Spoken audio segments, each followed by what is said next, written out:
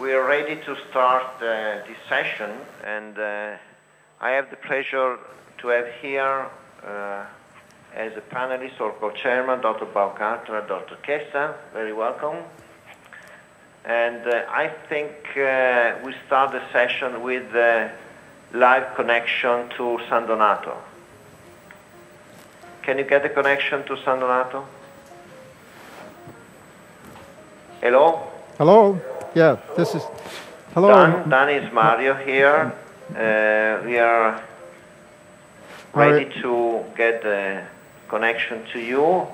With me, we have Dr. Baumgartner, Dr. Kessa. So please, if you want to carry on, I'll be watching you. Okay, thank you, Mario. It's been a pleasure here to be able to participate in the closure of this PFO and this lady, and working here with Mohammed, and Antonio is doing the transesophageal echo. And so, Mohammed, if we could go through the data. Yes, thank you very much.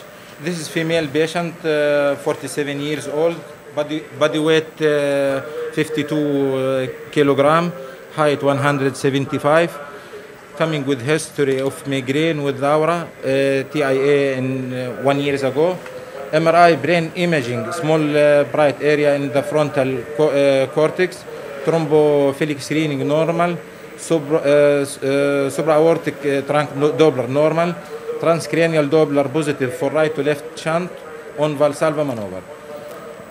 Ecotrans thoracic and ecotrans esophageal showed BFO. Physical examination is normal and normal blood pressure. Electrical ECG sinus rhythm with normal AV conduction. Thank you very much. Okay, thank you. Okay, so this lady does have a history of migraine with aura and TIA with some findings on her MRI.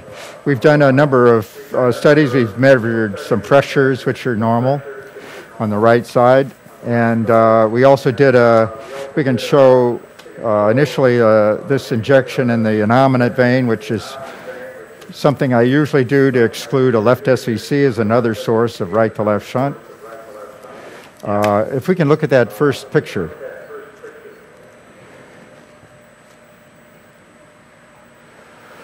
Yeah, we are seeing the transesophageal pictures now. Okay, can we see the first angio? Okay, here's the first angio that we did. Excluded a left SVC here with this innominate vein injection. Okay. Okay, so then we'll look at the TEE. If we could switch to the TEE, which and have Antonio describe the anatomy. Okay, we found a thin membrane of the septum primum with no shunt at color flow,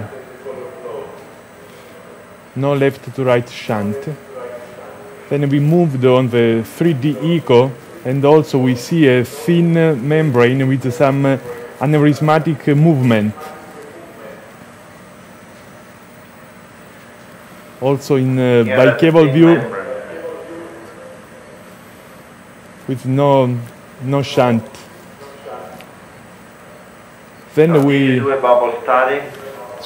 Yes, we did a bubble study. Yes. There's the first one. This is, and we did another one at rest. Yes. And then we have one with Valsalva. And this was unfortunately not well aligned, but it did show a fairly significant right to left shunt. So we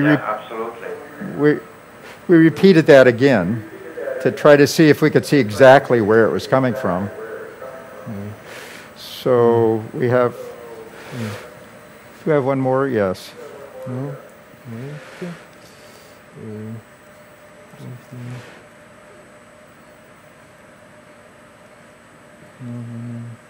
So when we Here's the last one, which unfortunately we could not define exactly where this defect was, but we saw again a little right to left shunt. Yeah, sure, but when doing the Valsalva and releasing the Valsalva maneuver, the pictures are coming out of the plane, probably. Yes, they did the first time. This time it wasn't too bad. We had it pretty much in this bicaval view, which... Yeah, we certainly saw a large amount of shunt in the pictures you showed before. The first one. So we began then probing and actually had a bit of difficulty finding this hole, which is not evident really on the regular 2D imaging. And I don't know, we had some 3D pictures. I don't think we saw it on 3D either. But we certainly were able to pass a catheter finally through that hole. And there you see it on the 3D. So it doesn't seem to be like a very long tunnel, but a relatively small PFO. So what do you think you want to do next? Well, close the hole. Are there any questions or comments from the audience? Can we see in the 2D where the wire crosses now? We can show, we have a couple of pictures. We have, this is with a balloon across on the TEE. We did balloon size it actually. Is that right? Yes, we did. You want to do the balloon sizing. So, and actually you can see it's quite small. Yeah, excuse me, Don, there is a question. Please go ahead. Okay. This is Mundo from Brazil. I'd like to know if a possibility of the pulmonary AV fistula was considered, because I saw some bubbles in the left atrium. Maybe I can do some injection in both pulmonary arteries to see what will happen. We could do that, although we had resting contrast studies which showed no evidence of right to left shunt. And it would be unusual for a pulmonary AV fistula just to have shunting with Valsalva. And in fact, we did quite a number of injections. I would be happy to put in a device, close this PFO, and then do a bubble study with Valsalva after that to exclude any other shunt. Okay, Don, it's quite reasonable. What device are you going to use? Well, we can ask the audience what they think. We have obviously some choices. Either we have Amplat's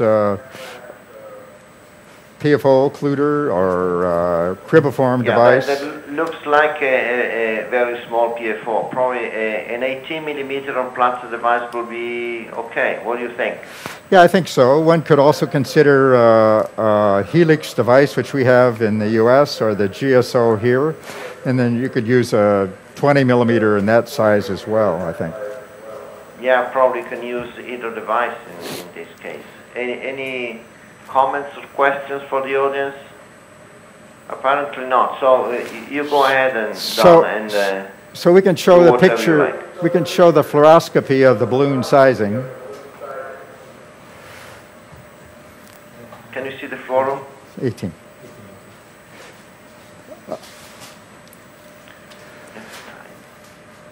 Looks like a tiny PFO, isn't it? Tiny PFO. Small, so you were right. You were right, Mario. This is an 18 millimeter device should be sufficient.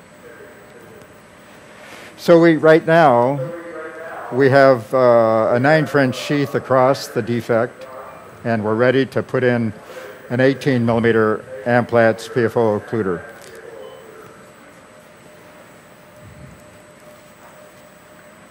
Mario, just a question for Don. John Cheatham. I assume you balloon sized the defect, and Mario kind of asked surprisingly, you were balloon sizing because you potentially might use a helix. Is that why is that why you do it, because of the recommendations from Gore? I routinely balloon size them. I like to define the anatomy of the PFO, which you could see here was very clearly a simple little hole with not a tunnel. And it does help me decide what size device I would like to use, even if I was using an Amplatz, although usually we've used the helix in most of our PFO closures now.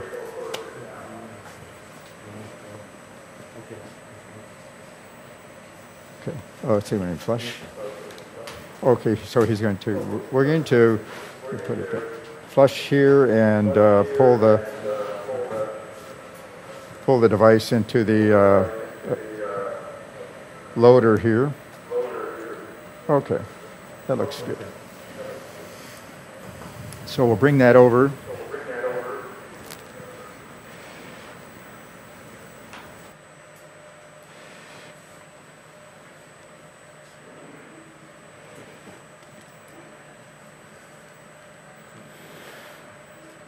And so we can look here. We have the device ready. I routinely hold the left atrial catheter down at a lower position to avoid air embolism. And we will flush a little bit here as we connect the two together. There we go. And we can go ahead and advance into the sheath here.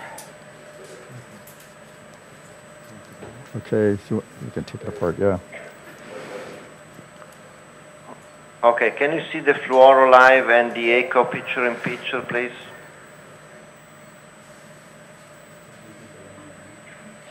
Okay.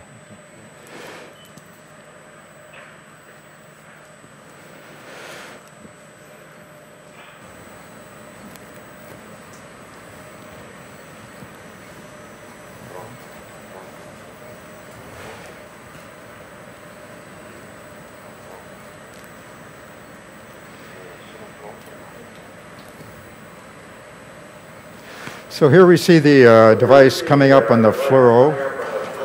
There's no air in front of the device. The device appears to be well screwed on there, and I have control over it, so I can pull it back. So let's bring the TE up a little bit so we can see the left disc here as we deliver that into, there we go, into the left atrium. Now we can bring the TE back down. Okay, so there we see actually the device pretty close to the septum here already. So can you show me the echo large, please? Echo a little bit bigger. Can you show me the disc of it? Maybe you are pulling on it. Yeah.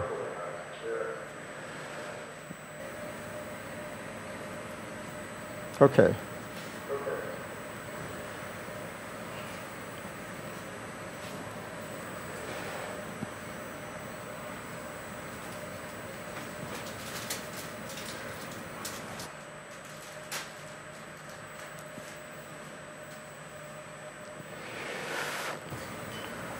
Okay, so we're tenting this up quite a bit.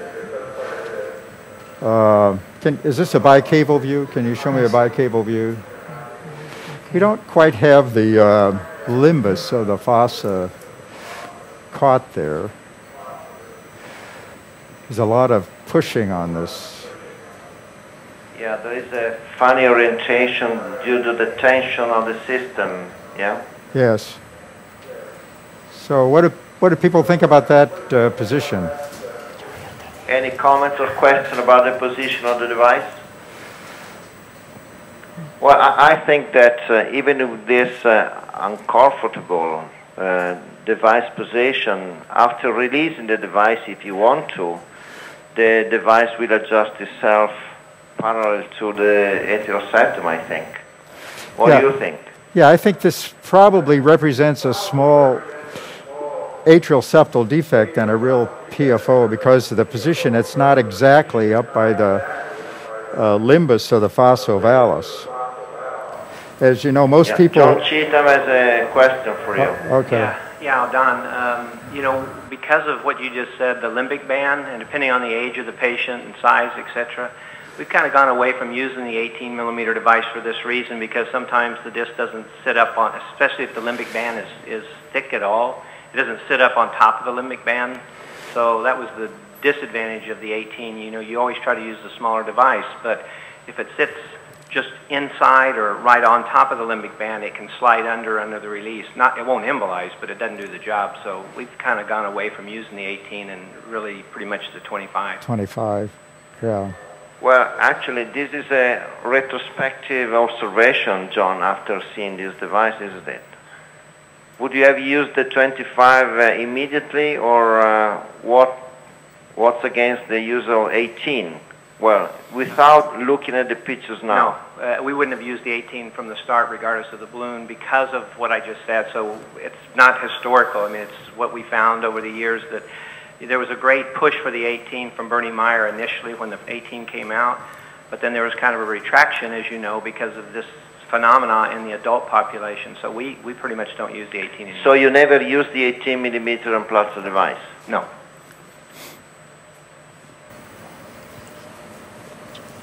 So I would be a little bit worried that we have really closed the hole where the contrast went through, because this now seems to be right in somewhere in the fossa, probably a small hole.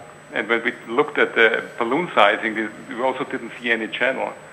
But where the contrast came through, it must be a channel because it was really off of the area where we are now. So it could be that we close a very tiny hole here and we have still the same opening as we had it before the intervention. You ought to say that maybe that the catheter was passing through a small hole in the fossa ovalis instead of the true PFO? Right. yes, What do you think, Don? I think that's probably true. Maybe I think I usually prefer to capture the limbus of the fossa.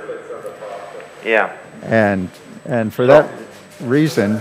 So you're considering to retrieve this device and go ahead with the 25 millimeter device? With a 25, yes.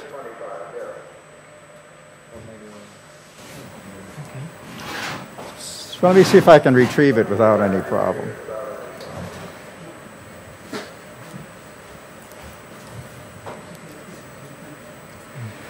Okay.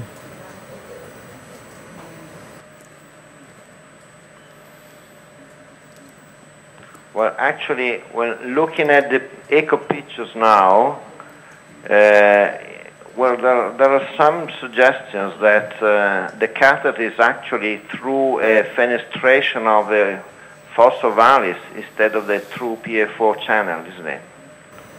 Because you can see the superior part of the fossa ovalis membrane overlapped in the septum secundum. Yes. Is that your impression as well? Yeah, it's my impression that it's very close to the limbus, but just underneath it.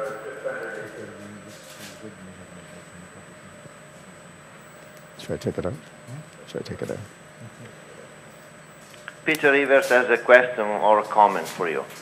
Perhaps we can rule this out if we have 0-degree TE sweep from cranial to caudal, that we can see where the sheath goes really through the septum. And if we are in doubt, we can twist the sheath a little bit so that the sheath in the slit can slip from one end to the other, and then perhaps we get a better impression whether this is really through the PFO or through a second perforation. Yes, I will ask Antonio to change some projections, some echo cuts in order to understand better the anatomy. Yeah, Antonio, can we sweep back from 0 to 80 degrees just to see how it looks like? Now.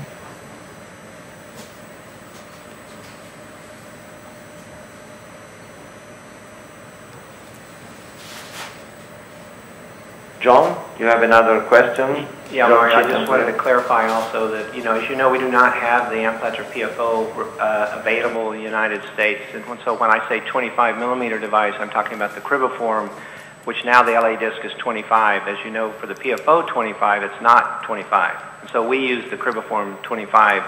It actually has advantages for just what everybody's worried about it, and through the fenestration, but then the 25 the diameter is large enough that it pushes the flap of the foramen down on the limbus. So it's the cribiform 25.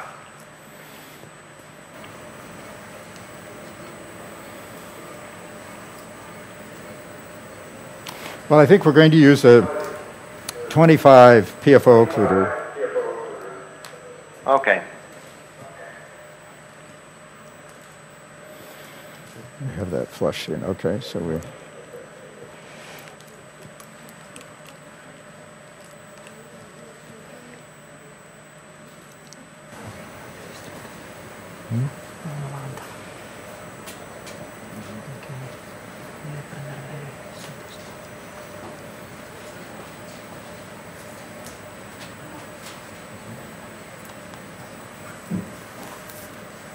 Well, if the hypothesis that the catheter is through a small fenestration, using a larger device would not make any difference, actually, yes? Let's see what's going on now. Okay, so here again we have no air, we have control over it, and we'll deliver through the TE probe up again just a second. Yes. Okay, there we go.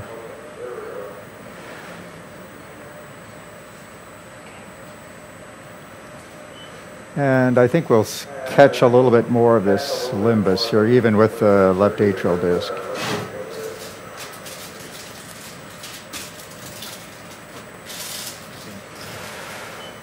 Okay. So I'm a little bit happier with the way that sits in there, even though it's a little bit in the same orientation as before, but I think I'm happy that this should be very stable. And it may stabilize the aneurysm a little bit more. Right. So are people happy with this position? Is anybody unhappy about the position on this device, or we all agree that we should release it? Please raise your hands if we can release it. Yeah? Not many hands up. Who are against of releasing the device? All right, we're going to release it here. Well, nobody. All right, there's a question for you. Okay. I think we are in the same position as the previous device, and I suggest that we can introduce the balloon again and inflate with more pressure to exclude the thin membrane and to transform the hole on an ASD, which will be closed with an ASD device. Oh, come on. Yeah, I prefer not to do that. Hole, a large hole. Yeah. No, I think this should satisfactorily close this defect without any problem. So we're going to release it. Okay, want to go ahead? We all agree, Don. We all agree. Here we go.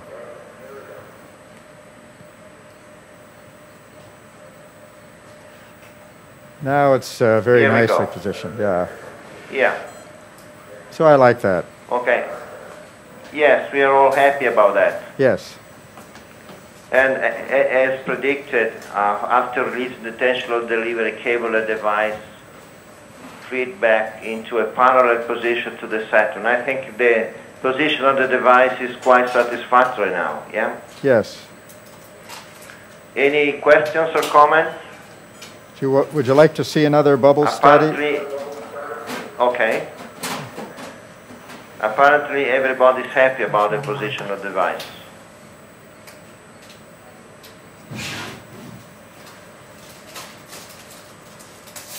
So you repeat the bubble study now, yes? Yeah, we can do it with Valsalva also. Okay, super.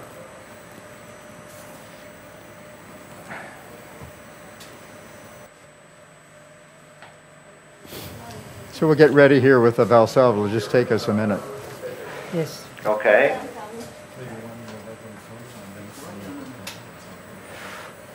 Okay, well, we'll do one without Valsalva first. Okay. I think we're in the... Okay, we'll agitate a little bit more. I'm ready. Okay, ready? Okay, Yeah. here's the first injection at rest. Yeah. Nothing there.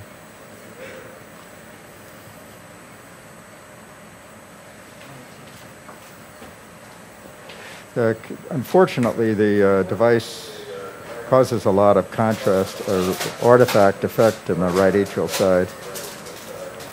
Yeah, but nevertheless, we don't see any bubble in the left atrium. Yeah. You mean there is a shadow caused by the device, but we don't see any bubbles in the left atrium. Okay, so we'll do the Valsalva now. Okay.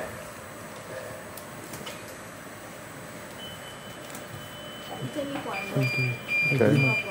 Now. Okay. Bye. There's with Valsalva.